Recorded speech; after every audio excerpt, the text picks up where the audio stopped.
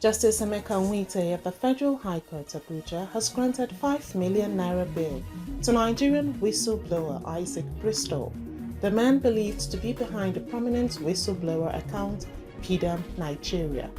Hi, welcome to What's Happening. Here are the top 10 stories. At number 10, an Irish regulator helping to police European Union data privacy said Friday it had fined Facebook owner Meta €91 million, that is about $102 million, for password security breaches. The Data Protection Commission criticized Meta for failing to put in place appropriate security measures to protect users' password data and for taking too long to alert the regulator over the issue. An inquiry was launched in April 2019 after Meta Ireland informs the regulator that it had inadvertently stored certain passwords of social media users in a readable format on its internal system, the DPC said in a statement. At number 9, Manchester City midfielder Rodri will miss the rest of the season after rupturing his anterior cruciate ligament. The 28-year-old limped out of the Sunday's 2-2 draw against Arsenal in Premier League on Sunday following a collision with Thomas Partey. Manchester City boss Pep Guardiola says Rodri has now had surgery on his knee and will miss the rest of the campaign. Guardiola said the club will assess the potential problems caused by Rodri's absence before deciding whether to sign a new midfielder in the January transfer window. At number 8, Donald Trump and Volodymyr Zelensky will sit for a potentially fractious meeting Friday following a series of scathing attacks by the White House hopeful on the Ukrainian president's handling of the conflict with Russia. Zelensky sat down a day earlier with Trump's U.S. election rival Kamala Harris, as well as President Joe Biden, who both pledged their support for Kyiv's war, which has largely been bankrolled by the United States. At number 7, as part of the programs lined up to formally herald the 2024 and 2025 legal year of the Supreme Court, the Chief Justice of Nigeria, Justice Kudirat Kekereekun, will swear in 87 new senior advocates of Nigeria on Monday at the main courtroom of the court. A statement by the Director of Information and Public Relations, Festus Akande, on Friday said that the CJN will deliver a State of the Judiciary address, with a view to highlighting the performance of the Supreme Court in particular and the Nigerian judiciary in general in the 2023 and 2024 legal year.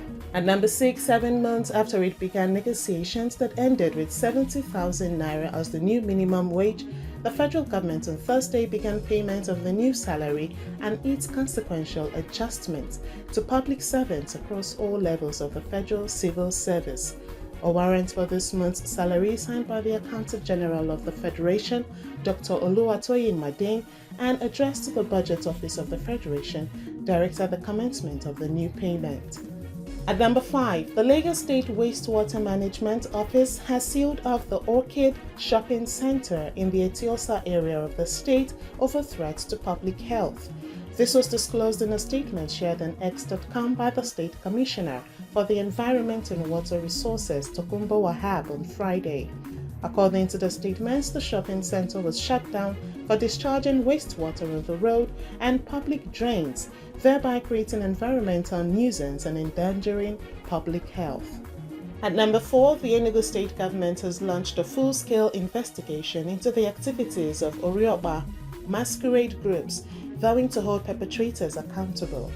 2 persons were reported to have died earlier in the week following the excessive activities of Orioba masqueraders at the University town of Nsukka in the Nsukka local government area of the state.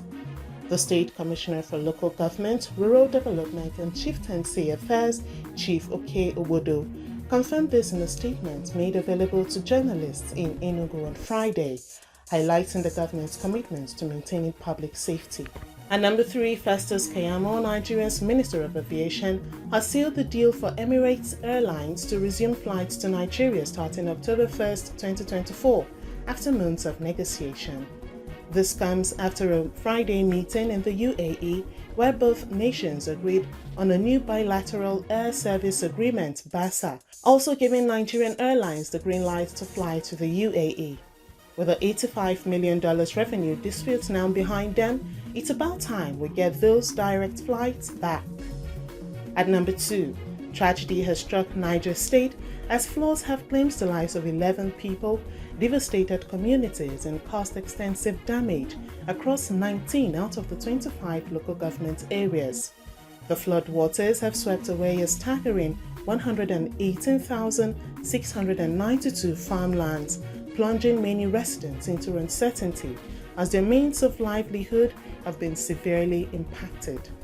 The Niger State Emergency Management Agency and SEMA Director General Abdullahi Baba Ara confirmed the severity of the situation in a statement. He highlighted the scale of destruction, noting that over 6,865 households have been impacted.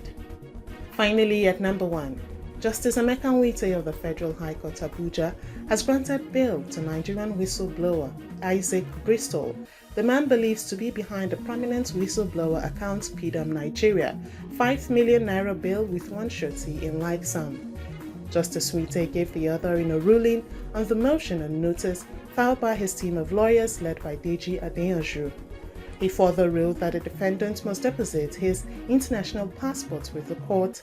Part of the bail conditions includes that the surety must be resident in Abuja and depose an affidavit of means. The surety must also provide evidence of 3 years of tax clearance with 2 passport photographs. That's all for today. See you next time on What's Happening.